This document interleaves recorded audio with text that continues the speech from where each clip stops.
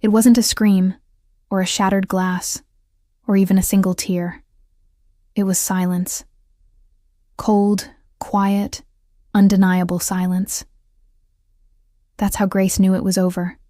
Not with a bang, but with a stillness so deep it echoed louder than any argument ever could. They were sitting on opposite ends of the same couch, close enough to touch, far enough to feel like strangers. Washington's winter whispered outside the window, pressing against the glass with icy breath. Inside, two people who once knew each other better than anyone, now barely spoke. No one had cheated. No secrets, no lies. Just two hearts that stopped reaching for each other. It had taken years to get to this moment. And yet, it felt like it happened all at once. Grace had once loved Adam with everything she had. His laugh, his calm, the way he held her hand like she was the only thing keeping him grounded. But now, even when he touched her, it felt polite, like a handshake, not a home. They still shared the same roof, still said good morning, still folded laundry and paid bills. But something had disappeared, something invisible, something vital. Love. And the cruelest part? Neither of them had done anything wrong. They were good people. They were just no longer good together. Do you know how terrifying that is? To wake up one day next to someone and realize you don't feel anything? Grace had tried to explain it. To herself. To him. But how do you describe emptiness? Adam wasn't a bad man. He still brought her coffee. Still remembered her birthday. Still smiled when she walked in the room. But that smile, it didn't reach his eyes anymore. And Grace? She didn't feel butterflies. She felt nothing. Their marriage had become a well-rehearsed play, each line spoken perfectly, each gesture predictable. But the stage lights had dimmed, and the audience had left long ago. That night, she finally spoke the words she'd been afraid to say. "Adam, I think we need to talk." He didn't look surprised. He didn't ask why. He just nodded, as if he'd been waiting. That was the worst part. He already knew. They talked quietly. No shouting, no blaming. Just truths. Painful, gentle truths. And when it was over, Grace sat in their bedroom alone, her hands shaking, her chest hollow. She had imagined this moment so many times. And now that it was real, all she felt was grief. Grief for a love that hadn't been killed by betrayal, but by time, by distance, by two people growing in different directions. Outside, the snow began to fall. Light, soft, indifferent. Inside, Grace whispered into the dark, "How did we get here?" Grace sat in her car the next morning, parked in front of the grocery store, hands gripping the steering wheel. She wasn't crying. She wasn't screaming. She was just still. The kind of stillness that comes after a storm. Or maybe the kind that comes before the next one. The air was sharp. White frost framed the windshield like nature's version of a picture frame, only the picture was cracked, unfocused. Inside her chest, she felt that same cold spread.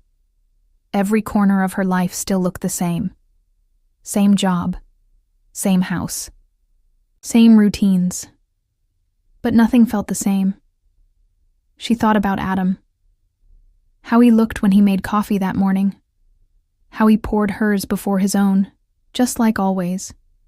He hadn't stopped being kind. But kindness without connection, it hurt worse than cruelty. They had built a life together, bought furniture, painted rooms, chose baby names they never ended up using. There was history in every wall of that house. And now, it all felt like a museum, a collection of used to be. They didn't hate each other. They didn't fight. They just existed, side by side, quietly grieving a love they couldn't find anymore. Grace turned off the car and walked into the store, picked up the same brand of cereal Adam liked, bought his favorite almond milk without even thinking. Habit. That's what their marriage had become. 1,000 habits tied together by memory. But the heartbeat was gone. Later that week, she had dinner with her sister, Elise. Grace tried to smile, tried to say everything was fine. But Elise could see it, in her eyes, in the weight of her voice. "You're not fine," Elise said softly. "And it's okay to admit that." Grace's hands trembled around her glass. "I don't know when we stopped loving each other," she whispered. "I just know. We did." Elise reached across the table. "Sometimes the end doesn't come with a bang. Sometimes it just fades." Grace nodded, eyes wet. Because she wasn't afraid of the ending. She was afraid of forgetting what the beginning even felt like. The next weeks passed in quiet confusion. They kept living in the same house, sleeping in the same bed, saying goodnight without touching. The divorce papers hadn't been filed yet. No one had said the word lawyer, but the air between them was changing. Grace started coming home later, lingering longer in her car before going inside. She spent more time with friends, took longer walks alone. She wasn't avoiding Adam. She just didn't know what to say anymore. And Adam, he noticed. One night while she was washing dishes, he stood in the doorway. "Do you think we tried hard enough?" he asked, his voice low. Grace froze. The plate in her hand nearly slipped. She turned slowly, eyes searching his. "I think we tried. The only way we knew how." He stepped closer. "Would you try again, if I asked?" She swallowed hard.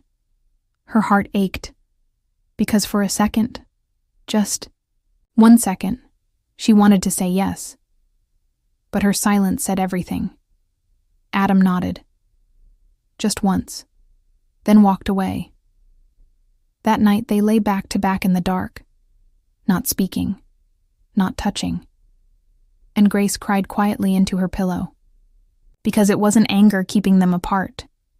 It was the unbearable weight of what no longer lived between them. A week later, Adam moved into the guest room. No explanation, no conversation. And the space between them grew louder than any argument ever could.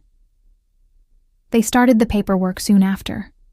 They even joked, briefly, about who would get the coffee machine. It was the only thing they both still loved. One evening, as she packed some old books into boxes, Grace found a photo. Their honeymoon, barefoot on a beach in Maui, sunburned and smiling like idiots in love. She sat on the floor for a long time, staring at it. How had they gone from that to this? How do you lose someone who's still right there? The papers sat untouched on the kitchen counter for 3 days. Each time Grace passed them, something twisted in her chest. Not because she doubted the decision, but because putting ink on paper would make it real. One signature and years of love would be reduced to a file in some courthouse drawer. But life didn't pause for heartbreak. Grace still had to show up at work. She still had to smile in meetings, reply to emails, and laugh politely at things she didn't find funny. Her colleagues didn't know. Not yet. Only Elise did. And her voice messages came in like quiet lifelines. "Just checking on you, sis. I made lasagna. Want some company?" Grace always said no. But the thought meant everything. Adam, meanwhile, buried himself in work. He left the house early, came home late, stopped shaving. He looked like someone trying to outrun something. And Grace? She started sleeping with the bedroom window open. Not for fresh air, but to feel anything. The nights were cold in Washington, but sometimes the cold was better than the numbness. One Saturday afternoon, they crossed paths in the kitchen. Grace was making tea. Adam was looking for batteries. Their eyes met, and for just a second, it felt like the old them. He smiled faintly. She did too. Then the kettle whistled, and the moment vanished. They were two ghosts sharing a house, built by memory. That night, she opened a journal she hadn't touched in years. She used to write love poems in it. Now her pen shook as she scribbled down a single sentence. We didn't fall out of love. We just stopped feeding it. She closed the book slowly, as if even that truth hurt to look at too long. The next day, Adam finally spoke. Grace, he said quietly, in the hallway. Can I ask you something honest? She nodded, her heart already bracing for impact. If you could go back, to the beginning, would you choose me again? The silence was too long, too heavy. Grace opened her mouth, closed it, and finally said, I don't know. Adam didn't flinch. He just nodded again, like he'd been expecting that answer. But Grace could see it, the hurt in his shoulders, the way his jaw clenched. Sometimes silence screams the loudest. The day the papers were signed, it rained hard. Not the soft, kind. The kind that feels like the sky is grieving too. They sat across from each other at the lawyer's office, pen in hand, no rings on their fingers. It should have felt like a finish line, but instead, it felt like standing on the edge of a cliff and choosing to jump separately. Grace signed first, hands steady, face unreadable. Adam watched her. He hesitated, then signed too, and just like that, their marriage was over, on paper at least. They drove home in silence, back to the same house, same kitchen, same space where everything once bloomed. That night, Grace found herself standing in front of their old wedding photos. She traced the glass with her finger. Adam in a tux. Her in white lace. Eyes filled with hope. Hearts so full of promise. She whispered to the photo. We tried, didn't we? Behind her, Adam stood in the doorway. I loved you, Grace, he said. She turned slowly. The air between them was thick with things unsaid. I know, she replied. I loved you too. He stepped closer. I still do, in some way. She nodded, tears threatening. Me too, but it's not enough anymore. And that was it. No yelling, no drama. Just two people standing in the ruins of something they both built. Something they both lost. That night, Adam packed a suitcase. Grace helped him fold his clothes. Not because she had to, but because it felt like the only kind thing left to do. When he left, there was no long goodbye, no movie moment, just a door closing softly behind him. And Grace. She sat on the edge of the bed, hands in her lap, rain tapping on the windows. She wasn't sure if she had just lost something or finally let it go. The first night alone in the house, Grace didn't sleep. She lay in bed with the light on, staring at the ceiling, listening to the silence. Not just silence. Absence. No footsteps down the hall. No distant hum of Adam brushing his teeth. No familiar sigh as he pulled the covers over himself. The house echoed, like it knew something had changed. She got up around 3 a.m., barefoot, shivering, made herself tea she didn't drink, stared out the kitchen window like it could give her answers. But windows don't talk, and hearts, once emptied, don't fill overnight. The next morning, she drove to the lake by their old hiking trail, the one they used to walk in spring. The one where he once told her he wanted to grow old with her. The The trail was quiet. Leaves scattered across the path like forgotten memories. She walked, slowly, each step forward feeling like a goodbye. She didn't cry that day, not out loud. But something inside her broke again. The kind of break that doesn't bleed, but leaves a bruise that never fades. Meanwhile, Adam moved into a small apartment near the university where he now taught, part-time. He bought cheap furniture, a single lamp, a microwave. The walls were white and empty, just like him. He found himself reaching for his phone at odd hours, wanting to tell Grace something small, a joke, a memory, something funny from his class. But every time, his hand stopped, because that wasn't their relationship anymore. They weren't that kind of we now. She was someone he loved deeply, and yet would never speak to again. He wondered if that was possible. To love someone forever, but also know you'll never call them again. On the third night, he deleted her number, not out of anger, but because it hurt to keep pretending he might use it. Grace started therapy 2 weeks later. Not because she was broken, but because she didn't want to carry this quiet sadness into the rest of her life. "I don't miss the relationship," she told her therapist one day. "I miss who I was. When I believed in it." And that truth opened something inside her, a wound she didn't know she'd buried under loyalty and routine. She began painting again, colors she hadn't touched in years. She put music on when she cooked. She danced, sometimes alone, in the kitchen. It wasn't joy exactly, but it was movement, and sometimes movement was enough. Winter melted into spring. Grace opened the windows more often now, let light into corners that had grown dusty with grief. She rearranged the furniture, painted the guest room a new shade of green, bought sunflowers for the dining table. Small things, but they mattered.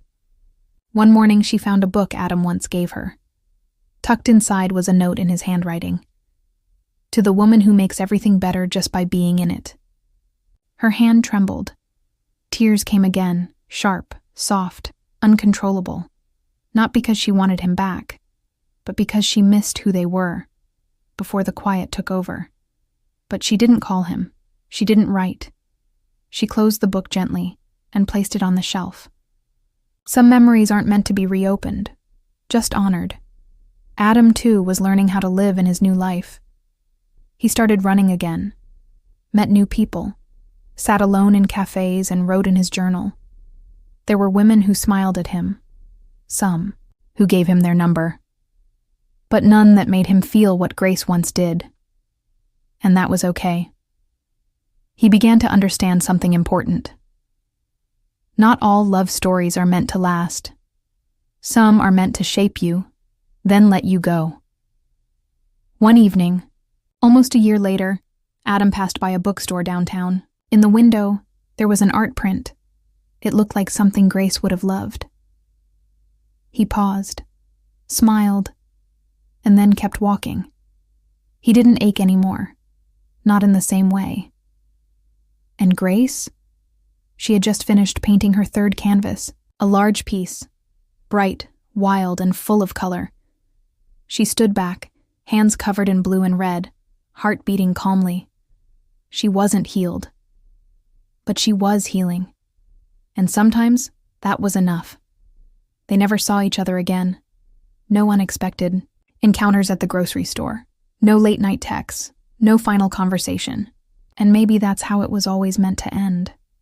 Not with a second chance, but with two people who once loved each other deeply, finally learning to love themselves more.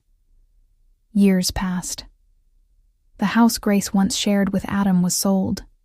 The wedding photos, packed away in a box, stayed sealed in her attic.